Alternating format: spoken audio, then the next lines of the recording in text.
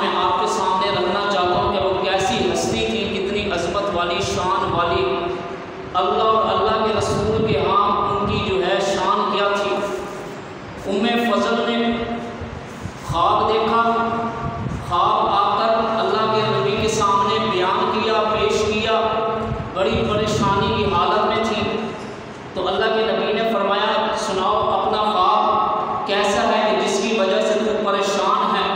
تو فضل نے کہا اللہ کے نبی میں نے رات کو خواب دیکھا آپ کے جسم کا ٹکڑا کٹتا ہے، کٹنے کے بعد وہ میری گود میں آ جاتا ہے، تو میں بڑی پریشان ہوئی کہ آپ کے جسم کا ٹکڑا کٹا میرے گود میں آیا۔ تو اللہ کے نبی صلی اللہ علیہ وسلم نے جب یہ خواب سنا تو مسکرائے، فرمایا فضل یہ تو پریشانی والا خواب نہیں ہے، یہ تو خوشخبری والا خواب ہے، یہ تو خوش بختی والا خواب ہے۔ تو آپ صلی اللہ علیہ وسلم نے فرمایا کہ فضل اللہ جو ہے میری بیٹی فاطمہ کو، میری لخت جگر جسے اللہ کے نبی فرماتے ہیں فاطمہ بضعۃ منی، فاطمہ میرے جگر کا ٹکڑا ہے، اس میری بیٹی کو اللہ بیٹا دے گا، تو وہ بیٹا جو ہے میری گود سے ہوتا ہوتا پھر تیری گود میں آئے گا۔ یہ اس خواب کی تعبیر یہ ہے۔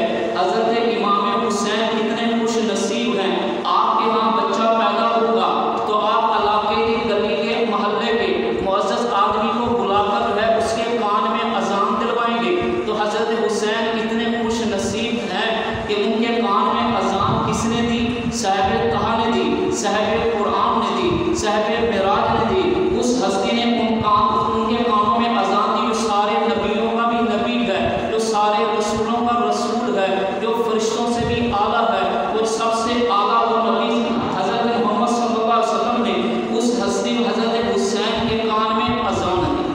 حضرت حسین کے کان میں اذان کس نے دی؟ آخر الزمان صلی اللہ علیہ وسلم نے دی۔ جب روٹی کی باری آئی تو اللہ کے نبی نے خود جو ہے ایک چھوارا جو ہے پہلے اپنے منہ میں چبایا، چبانے کے بعد وہی جگہ کو اسی جگہ کو جو ہے حضرت حسین کے منہ میں دے دیا۔ تو کتنے وہ خوش نصیب ہیں جس کو ایسی روٹی مل رہی ہے، ایسی روٹی مل رہی ہے۔ پھر وہ حضرت حسین ہے، جب نام رکھنے کی باری آئی تو اللہ کے نبی نے پوچھا حضرت علی سے کہ نام کیا رکھا ہے یا سوچا کیا ہے؟ انہوں نے فرمایا ہم نے تو یہ سوچا تھا کہ اس کا نام حرب رکھیں گے۔ اللہ کے نبی نے فرمایا نہیں، حرب کا مطلب ہوتا ہے جنگجو، حرب کا مطلب ہوتا ہے لڑاکا۔ میں اپنے بیٹے کا نام حسین رکھوں گا، میں اپنے بیٹے کا نام حسین رکھوں گا۔ کتنے خوش نصیب وہ حسین ہیں جن کا نام بھی اللہ کے نبی نے رکھا، جن کا نام بھی اللہ کے نبی نے چن کر رکھا۔ اس سے پہلے بھی ایسا کوئی نام حسین نہیں تھا، اس سے پہلے بھی ایسا کوئی نام حسین نہیں تھا۔ یہ تو اتنی عظمت والے، رفت والے، شان والے ہیں حضرت حسین۔ اللہ کے نبی صلی اللہ علیہ وسلم حضرت حسین یوں صحن میں چل رہے ہیں، ادھر سے حضرت حسن بھی آ گئے چلتے ہوئے، تو اللہ کے نبی صلی اللہ علیہ وسلم نے دونوں بیٹوں کی بچوں کی جو ہے آپس میں کشتی کروا دی، اور حضرت حسین نیچے گرتے تو اللہ کے نبی اٹھا کر اوپر کر دیتے، تو پھر شاباش شاباش کی تھپکی دیتے۔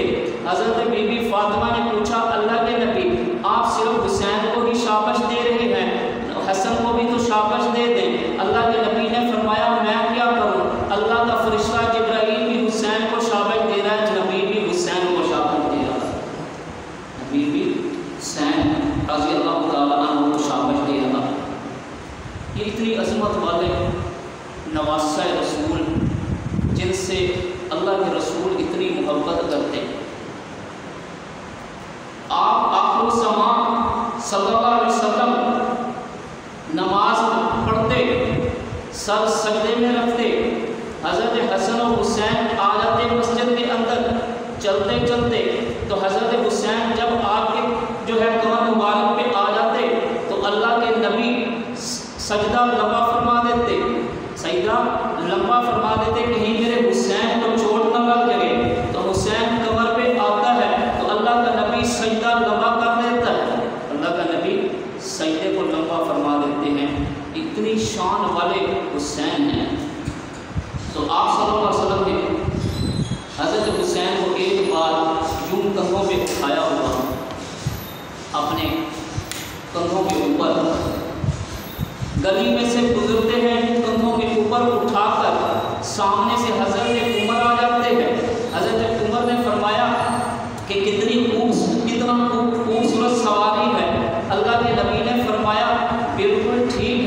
سواری بھی خوبصورت ہے، اوپر سوار بھی خوبصورت ہے، اوپر سوار بھی خوبصورت ہے۔ یہ وہ حضرت حسن اور حسین ہیں۔ میرے بھائیوں، ان کی تو بڑی عظمت اور شان ہے، آل رسول ہیں۔ جب آپ نماز پڑھتے ہیں اللہم صلی علی آل محمد، ان کا ذکر بھی جو ہے آپ کریں گے تو آپ کو اللہ جنت کا انعام دے دے، جنت کا انعام دے دے گا۔ یہ تو میرے بھائیوں مسلمانوں اتنی عظمت والے ہیں آل رسول۔ جب تک آپ نماز میں آل رسول پر درود نہیں بھیجیں گے، نبی اور نبی کی آل پر درود نہیں پڑھیں گے، تو اللہ آپ کی نماز کو بھی قبول نہیں کرے گا، اللہ آپ کی نماز کو بھی قبول نہیں کرے گا۔ حضرت حسین اور حضرت عمر رضی اللہ تعالیٰ عنہ کے بیٹے آپس میں کھیل رہے تھے۔ کھیلتے کھیلتے حضرت حسین نے فرمایا حضرت عمر کے بیٹے کو کہ آپ کا ابا خلیف جو امیر المومنین ہے، وقت کا خلیفہ ہے، وقت کا بادشاہ ہے، یہ میرے نانے کا غلام تھا، یہ میرے نانے کا کیا تھا؟ غلام تھا، جیسے بچے کھیلے ہوتے ہیں۔ تو حضرت عمر رضی اللہ تعالیٰ عنہ کے بیٹے وہاں سے گلی سے واپس آئے، والد کے پاس آ کر کہا کہ ابا جان حسین ایسے کہتا ہے کہ آپ کا ابا ہمارا غلام ہے، آپ کا ابا ہمارے نانے کا غلام ہے۔ تو حضرت عمر نے فرمایا یہ کہتے ہیں؟ انہوں نے کہا جی یہی کہتے ہیں۔ حضرت عمر نے فرمایا جا کر لکھوا کر لاؤ کہ عمر جو ہے تیرے نانے کا غلام ہے۔ وہ رکا لے کر چلے گئے تو حضرت حسین سے فرمایا کہ آپ لکھ کر دیں کہ میرا ابا آپ کا غلام ہے، آپ کے نانے کا غلام ہے، آپ کی نسل کا غلام ہے۔ انہوں نے کہا میں ضرور لکھ کر دیتا ہوں۔ انہوں نے لکھ کر دے دیا کہ حضرت عمر میرے نانے محمد صلی اللہ علیہ وسلم کا غلام ہے۔ جب رکا حضرت عمر کے پاس آیا، حضرت عمر نے فرمایا یہ میری بخشش کا ذریعہ ہے، یہ میری بخشش کا ذریعہ ہے۔ جب آل محمد کہہ رہی ہے کہ یہ ہمارا غلام ہے، اب تو مجھے دنیا کا کائنات کا کوئی بندہ جھٹلا ہی نہیں سکتا، کائنات کا کوئی بندہ جھٹلا ہی نہیں سکتا۔ تو وہ خود کہہ رہے ہیں کہ یہ ہمارا غلام ہے۔ ہم تو حضرت عمر فرماتے ہیں ہم تو ان کے جوتوں کے بھی غلام ہیں، ہم تو ان کے آل رسول آل محمد کے جوتوں کے بھی غلام ہیں، یہ وہ اتنی بڑی ہستیاں ہیں۔ تو میرے بھائیوں، یہ وہ حضرت حسن اور حسین ہے جن کی شان اللہ کے ہاں بھی اتنی زیادہ ہے، اللہ کے نبی کے ہاں بھی اتنی زیادہ ہے۔ یہ محرم کا مہینہ جس میں 10 محرم کو حضرت حسین شہید ہوئے، انہوں نے اپنی گردن کو جو ہے جسم سے الگ کروایا، اللہ کی خاطر اپنے زخم جھیلے۔ اس 10 محرم کو صرف اللہ کی خاطر وَلَا تَقُولُوا لِمَن يُقْتَلُ فِي سَبِيلِ اللَّهِ أَمْوَاتٌ، اللہ قرآن کے اندر فرماتا ہے جس نے جو ہے اپنا خون بہایا صرف محض میری خاطر، میری رضا کے لیے، مجھے راضی کرنے کے لیے، بل احیاء ولکن لا تشعرون، اور شہید کو مردہ بھی نہ کہنا، بلکہ مردہ تو دور کی بات بلکہ اسے ذہن اور گمان میں بھی نہ لانا کہ وہ مر گیا ہے۔ بل احیاء عند ربہم یرزقون، اللہ انہیں رزق دیتا ہے، اللہ انہیں کیا کرتا ہے؟ رزق کھلاتا ہے۔ شہادت کی موت تو اتنی اعلیٰ شہادت کا درجہ تو مرنا تو ویسے بھی ہے، کسی کو 4 مہینے آ جاتی ہے، بیماری میں آ جاتی ہے، کسی 2 طریقے سے موت آتی ہے۔ سب سے اعلیٰ موت جو ہے وہ شہادت کی، سب سے اعلیٰ موت کون سی ہے مسلمانوں؟ وہ ہے شہادت کی۔ تو 10 محرم کو اصل ڈھونڈنا یہ ہے کہ منافقت کی کس نے ہے۔ حضرت حسین مدینہ میں ہے، یزید شام میں ہے، فاصلہ اتنا زیادہ ہے، وہ حکومت شام میں کر رہا ہے، حضرت حسین امن و امان مدینے کے اندر ہیں۔ شرارت کرنے والے لوگوں نے جنہوں نے یہ شرارت کی ہے، جنہوں نے یہ منافقت کی ہے، حضرت حسین کوئی ایسے نہیں آگے، وہ تو امن و امان بیٹھے ہوئے مدینہ کے اندر ہیں۔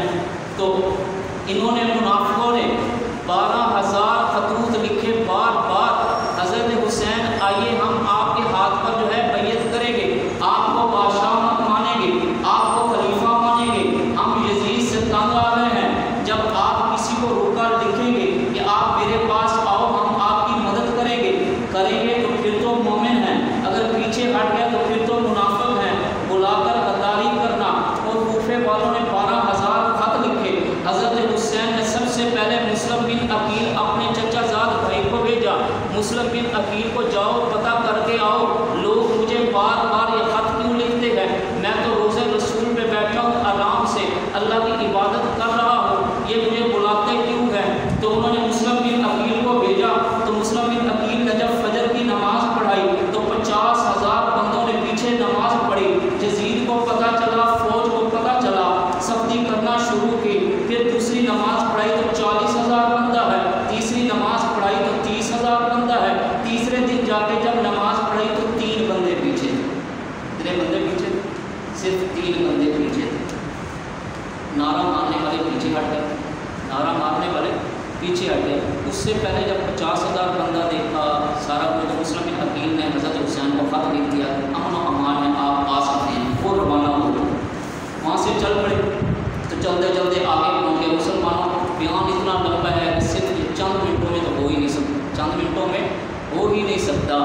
تو 12,000 خطوط لے کر حضرت حسین آ گئے۔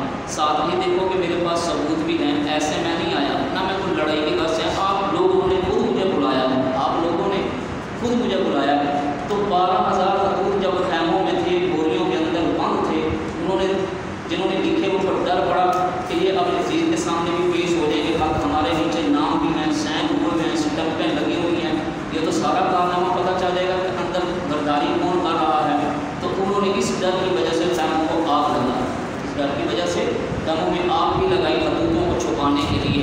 میرے بھائیوں 10 محرم کو حضرت حسین شہید ہوئے ہیں، شہید کا اتنا بڑا رتبہ ہے، اللہ فرماتا ہے کہ شہید جب جنت میں آئے گا تو جنت میں آنے کے بعد میں شہید سے کہوں گا کہ اے شہید تجھے کیا چاہیے، تو مجھ سے راضی ہو گیا، جو مانگ میں تجھے دے دوں گا، کیا تجھے جنت پسند آئی ہے، جنت کے باغ پسند آئے ہیں، جنت کی نہریں پسند آئی ہیں، جنت کے محل پسند آئے ہیں، تو پوری جنت تیرے لیے انعام میں نے دے دی ہے۔ شہید فرمائے گا یا اللہ نہیں، مجھے میں راضی نہیں ہوں۔ اللہ فرمائے گا کہ کیسا تو شہید ہے کہ تو اس جنت پہ بھی راضی نہیں ہے، ان انعامات پہ بھی راضی نہیں ہے۔ تو وہ شہید کہے گا اللہ مجھے دنیا میں 10 بار واپس بھیج، کتنی بار؟ 10 بار واپس بھیج، یا اللہ جب گردن پہ چھری چلتی ہے، گردن پہ تلوار چلتی ہے، جو تیرے دیدار میں مزہ ہے وہ جنت میں مزہ نہیں، جو تیرے دیدار میں مزہ ہے۔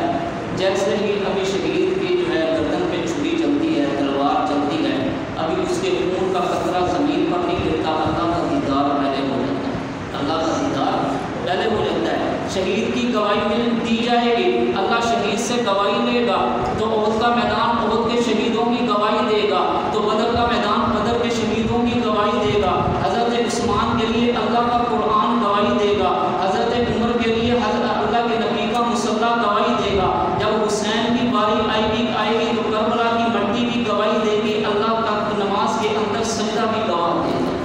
تو اللہ تعالیٰ ہم سب کو ٹھیک عمل کرنے کی توفیق عطا فرمائے۔